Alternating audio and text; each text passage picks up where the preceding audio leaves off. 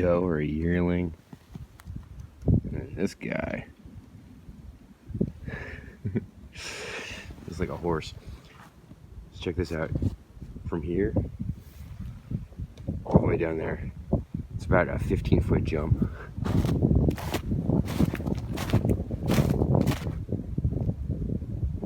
And off you went. Good day, guys. I'm Jess, and this is Endurance Room. Thanks for checking in. So I'm out on a hike today, and it is another cold one in northwest Pennsylvania. I'd say it's down in the teens right now. So I'm using it as an opportunity to check out the Plash Palatka as an outer garment. This is the Russian poncho tent. And I'm doing it in combination with a wool greatcoat. The coat itself it's quite warm, but it doesn't cut wind nearly as effectively as the palakta does. So in combination, you literally create two pockets of air around your body. The outer layer is underneath the palatka in between the coat, and then the coat and your own undergarments. The insulation factor, it's huge. There's a reason that these things have been in service as long as they have. Part of the beauty of combining the palatka with the wool coat is you're keeping the wool dry. 100% wool will keep up to 80% of its insulatory value, even if it's soaked. But it gets heavy, and then you gotta dry it out. So if you just don't go there, you're better off. And using the palatka in this fashion as an overgarment for the long coat, for the greatcoat, it's awesome. They're made to go together. If you're in a cold climate, I highly recommend picking up a greatcoat. They're out there. There's quite a few of them on the surplus market, and I got this one for 30 bucks. It was marked 45 on the shelf, and he gave me a deal just to get it out of the store. It's been an add-on to my sleeping kit with my wool blankets, and it's been fantastic. At night, sitting around camp, as things cool off and you're not moving around so much, it just gives you that much more protection. But combined with the palatka, it's literally a whole other level. There's a whole lot of thorns in this area. It's really gonna fill out in the next month or so. During the summer, it's pretty treacherous. But as I've been moving through the woods this winter and testing this, like, the thorns seem to slide right off. Check this out.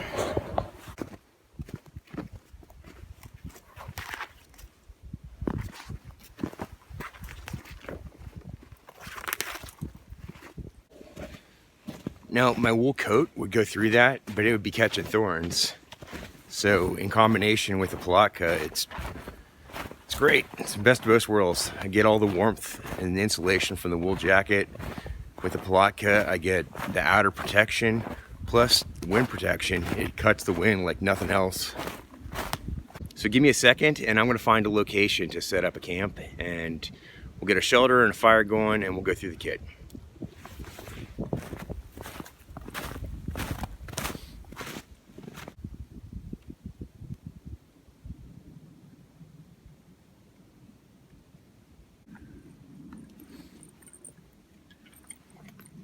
So part of my 5 C's is a bag of cordage. I've also got some small plastic tent stakes stuffed inside. I keep 5.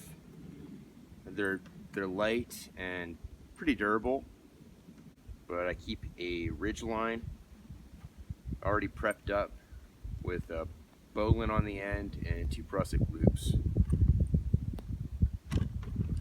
Tent spikes.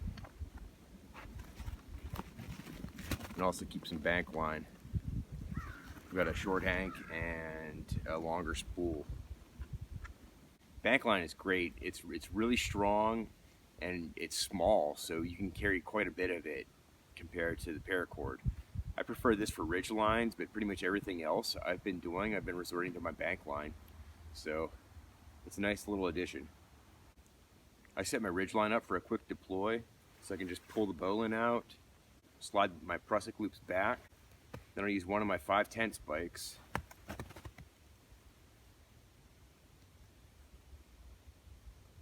secure this side of the ridge line, I just loop the cord through the bowline, slide the 10 spike in, and pull it taut. This way it functions as a quick release. On the other side, I do a trucker's hitch. Basically just take it overhand and then pull this side through the loop. If you pull the other side, it won't work. Ask me how I know. Go around the tree. You just feed your remaining paracord through the trucker's hitch. Set your height.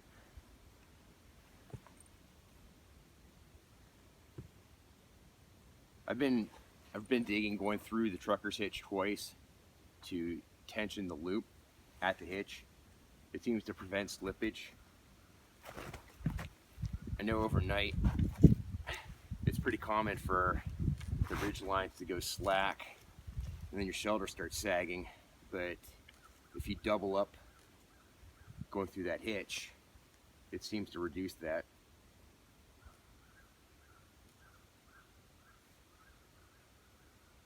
Then I just use the remaining cord as a toggle to cinch down my trucker's hitch.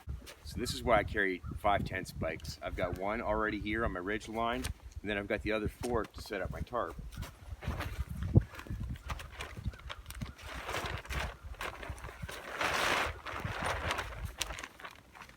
I've got some paracord loops pre-tied off in the grommets. You just feed those through the prusik loops, drop a 10 spike in, and it's good.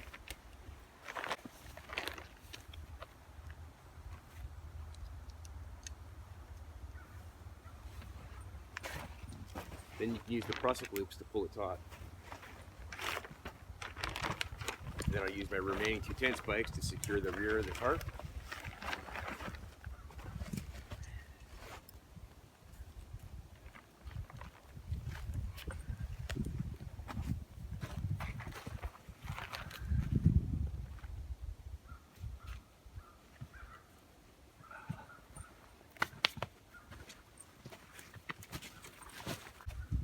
Just like that, you have a shelter.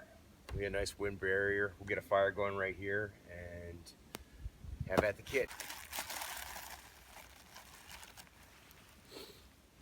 So I've got some cattail and yellow birch bark tinder that I brought,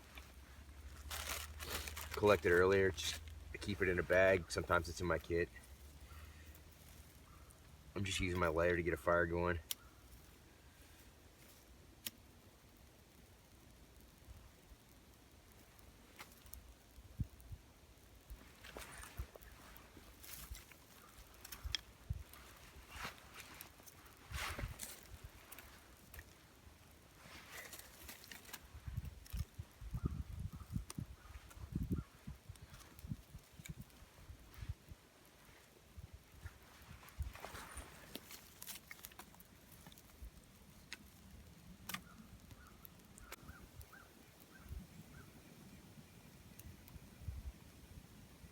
So here's the contents of my Polish bread bag, my haversack for the afternoon.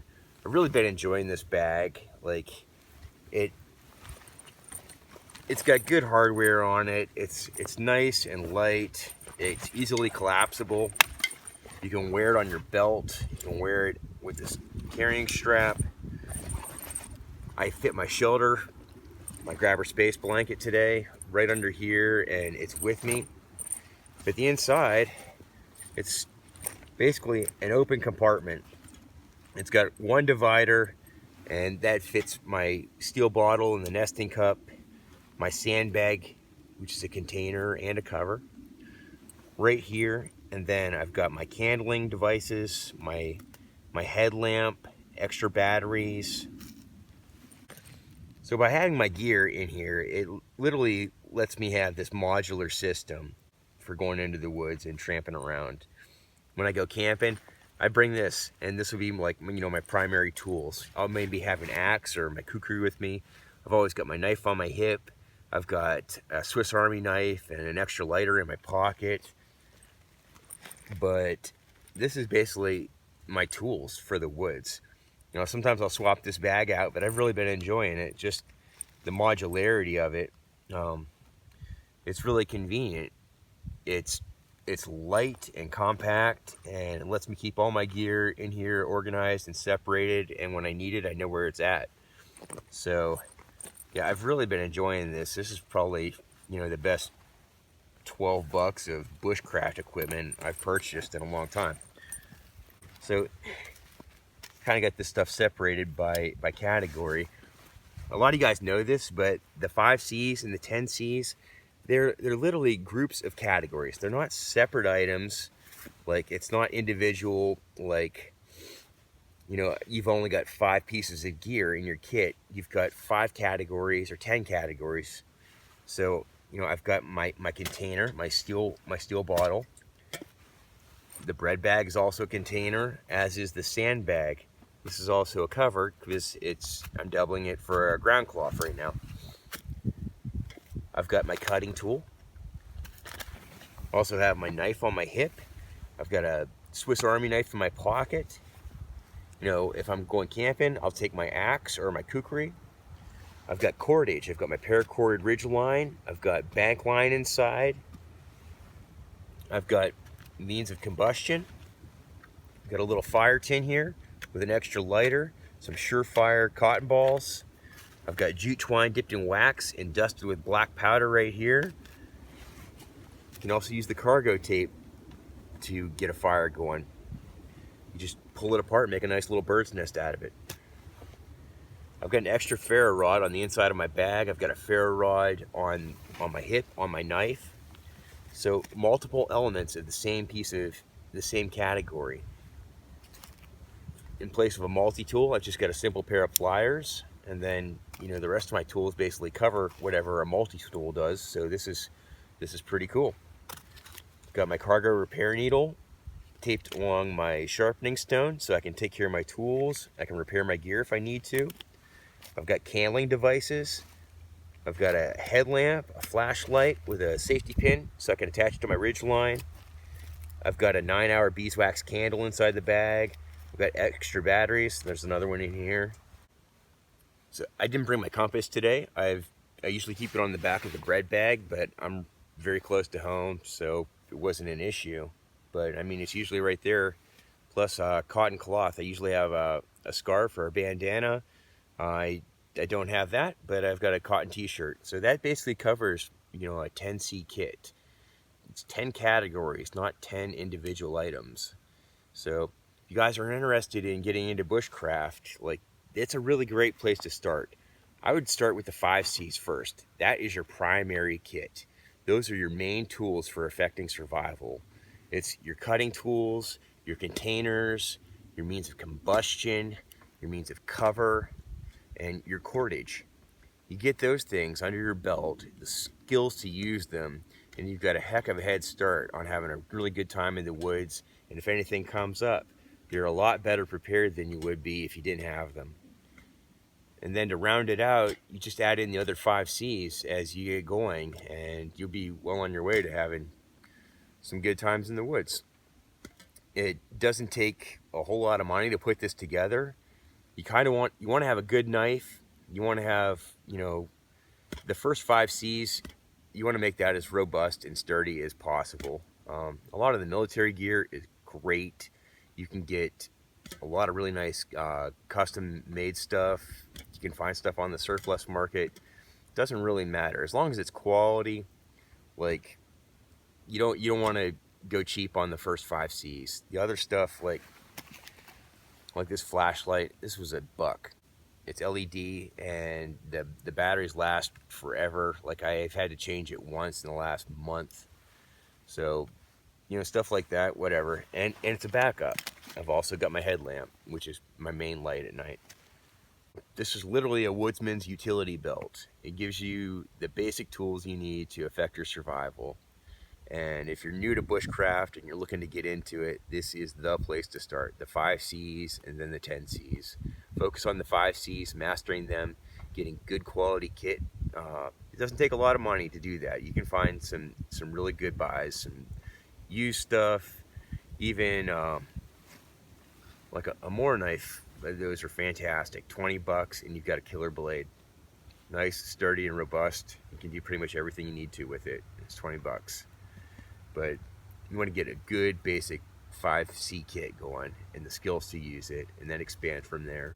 All of the other gear that I've been bringing out into the woods with me, I've been varying my backpacks from week to week to keep things interesting and give me something to play with and something to talk about on my trips. But you know, my primary stuff is what you see right here. I'll carry this, maybe some variation thereof, but this is what I'm bringing with me into the woods. So I hope you guys enjoyed checking out the Plash Palatka today as an outer garment. It's a fantastic shelter option. You can combine multiples together and make really cool configurations. But as an outer garment, as a poncho, it's fantastic. It cut the wind. You know, it's cold. My beard had icicles on my walk down here, and this was fantastic. It blocked the wind. It kept a pocket of air around my body. Plus, combined with the wool greatcoat I'm wearing underneath, it was a very, very comfortable experience. This is how they used it back in the day, with the wool greatcoat and the palatka. And if you're getting into these, I urge you guys to check it out. I found my greatcoat at a surplus store. It was marked $40, $45, I believe. I got it for 30 bucks. So not a lot of people are looking for these, and you might score a heck of a deal. And if you're living someplace where you get a decent winter, this is an awesome piece of gear. And wool is a winner, like, all around. Get your hands on some wool. I'm using this as a sleeping garment. You know, it keeps me warm. I combine it with my anorak and my wool blanket, and it's fantastic.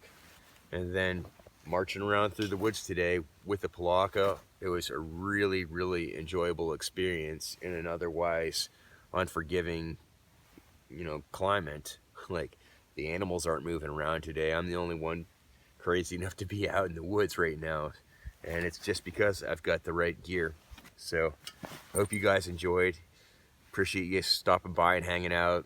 Please hit the like and subscribe button. It'll help me grow the channel and keep things going. You guys take care. See you in the woods. Cheers.